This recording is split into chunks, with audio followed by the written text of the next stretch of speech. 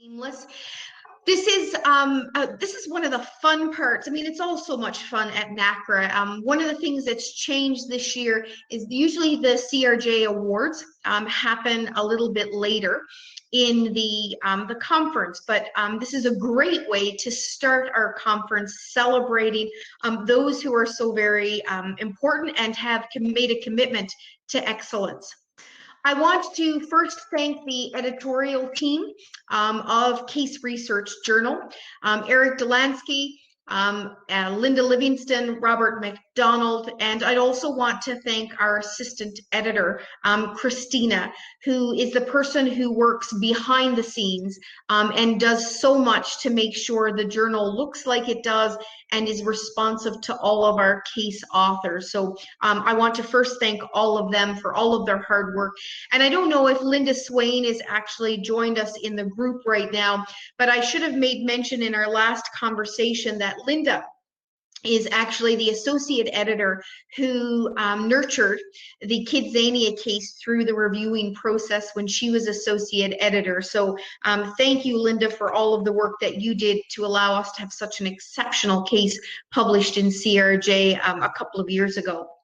The Curtis Tate Award is this is our annual award that recognizes the best case published in CRJ in a particular year. And, the Curtis Tate Award Curtis Tate has a long history with NACRA as a person who committed very much of their careers to case writing.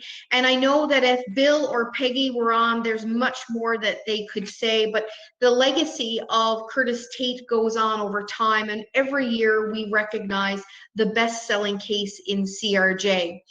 The editors will nominate up to 8 cases from that particular year, and we have a team of past presidents who select the finalists and the Tate Award winner. And so this past year, Chris Cassidy, Randy Harris, Kathy Savage, and Jeff Shea were the people who reviewed those cases to come up with our 3 top nominees for the Curtis Tate Award. And for this year, for the 2019 year, I'm delighted to share with you those 3 nominees, the finalists for the Curtis Tate Award. Facebook privacy breach, challenges of managing an information-based supply chain risk, Innovations Works community bond, and Vista Outdoor, a business portfolio under stress. A couple of things I want to highlight here, and I had an email today from a potential author for CRJ, and they asked about, whether or not CRJ publishes cases based only in secondary sources. It is true that we have a preference or a long history around prioritizing cases that are grounded in primary source data. But we do publish cases that are only based on secondary sources. Last year at NACRA, I was part of a panel that Miriam actually organized that talked about publishing secondary cases. Randy Harris then took the lead, and we published an article in CRJ to talk about it. And I think it's one of those myths that are out there. It's not easy, but we do publish secondary sourced cases. And you might say, why are you talking about this now? Well, 2 of the 3 finalists from 2019 for the Curtis E. Tate Jr. Award actually are based on secondary sources only. And I think that's important for us to highlight. And I'm also pleased to say that in 2021, we will have a special issue that is devoted entirely to secondary sourced cases. So I want all of us to congratulate and celebrate our 3 finalists. So the winner of for recognizing the best case in CRJ in 2019 goes to Vista Outdoors, a business portfolio under stress, written by John Lawrence. I want to congratulate John Lawrence for this exceptional case. And I think a great example, it was the conference, was it 2 years ago, I think, when John had, I believe this case won best case at NACRA. And John and I had a conversation, and I said to John, he said, Gina, I don't know if it's going to be a fit for CRJ. And I said, let's give it a try. And we sent it out to reviewers. We had reviewers, and as always, they are tough but incredibly constructive, saw the potential in this case, you know, made some suggestions around how the range of sources could be extended to make it a fit for CRJ. And in this example, you know, John responded to that, and the reviewers were absolutely delighted to accept the case. And here we are now another year later, and this case is the best award winner and receiving the Tate Award. So congratulations, John Lawrence, for your commitment. And Eric has noted as well, he can remember the case from NACRA a couple of years ago. So another great example of how the connection between NACRA and CRJ is so very important. Martha talked about that, but also I would say that, you know, John's case is a great example of that. So congratulations again, John. A few more minutes to celebrate exceptional people who make a big contribution to the Case Research Journal. Every year, we recognize our outstanding reviewers, and we look at a number of criteria. We look at the quality of the review, the timeliness of the review, and we also consider the number of reviews that the reviewer has done in any one particular year. There are three possible categories: a new reviewer award, ad hoc reviewer, and editorial board member reviewer awards. And we don't necessarily always have people in all those categories, but I am pleased to say that this year we have reviewer awards for all of those categories. Now, this was supposed to come up as animation. I don't think it will. I think they'll all come up at once. Oh, here we go. So our new reviewer awards this year go to Danielle Clark and Meredith Woodwork. And I want to thank both of them who, again, you know, became familiar with CRJ through NACRA. And both Danielle and Meredith over the last year and a half have both had their first cases published in CRJ, but they have also done quite a lot in reviewing. And Eric has just written a note and say, are they going to get CRJ shirts? Yes, they are. So all of our reviewer awards will receive shirts that will come in the mail. Christina will help manage that and getting your sizes. So Danielle and Meredith, if you're here, I'm going to call you forward in just a few minutes. Our ad hoc reviewer reward goes to Charla, and I think Charla is actually teaching right now, so may not be here, but I want to thank and congratulate Charla for all the work that she has done as well over the last year or so as a reviewer for CRJ. And our two editorial board review award winners this year, Lisa,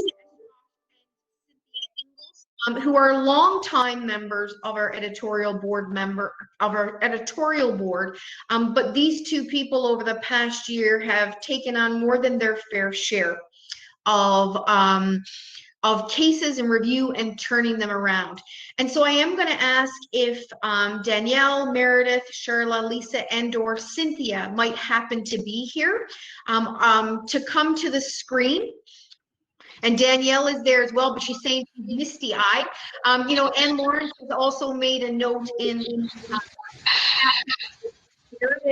and Danielle fellows. And so what it is, and how that mentorship turns into and grows into a continued commitment to CRJ. So we have both Meredith and Danielle in that meeting.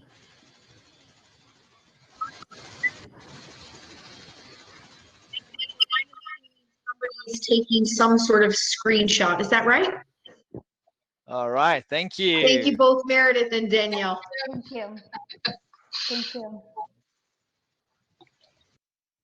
I'm also pleased to say that several people have accepted invitations to join our editorial board. Some of those, two of those people you just saw, and I don't know if it's an example of rewarding them for excellence or sort of once you kind of we get a hold on you, we just don't let you go, Danielle and Meredith.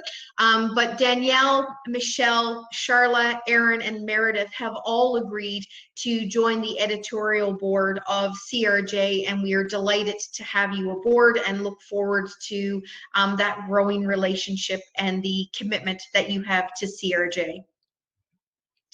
Last but not least, before we clue up the awards, the CRJ awards for this year, and you'll see a lot of me over the next couple of days, and you'll get tired of hearing me talk about Case Research Journal.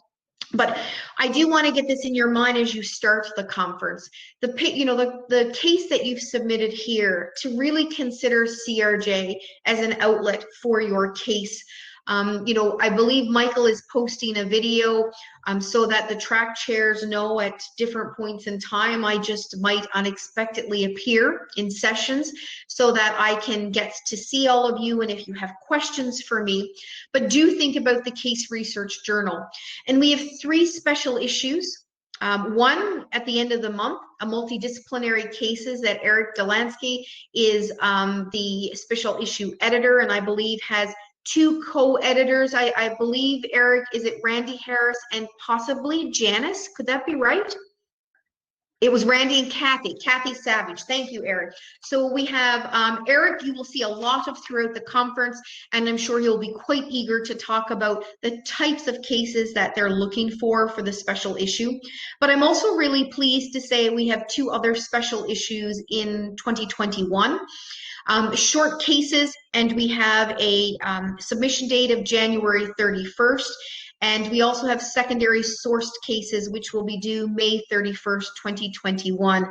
And I will be sharing with on our website more information about the 2 special issues in case people have questions, they're curious, do they have a case that might be fitting. But if your case for the conference might fit in any one of those 3, please consider us. But you also have enough time, in particular for the short cases and secondary source cases, to start one right now to submit to the special issues. So again, I would like to thank everyone for our reviewers, our authors, our editorial team, for all that you do to make my job as editor a delight. And to have the opportunity to be able to work with such great people, and to, when I see all the names that are coming up on the side, so many of you I've had the opportunity over the years, but I would say even more recently, to work with you as new case authors. So it's a real pleasure, and I look forward to seeing you all over the next couple of days.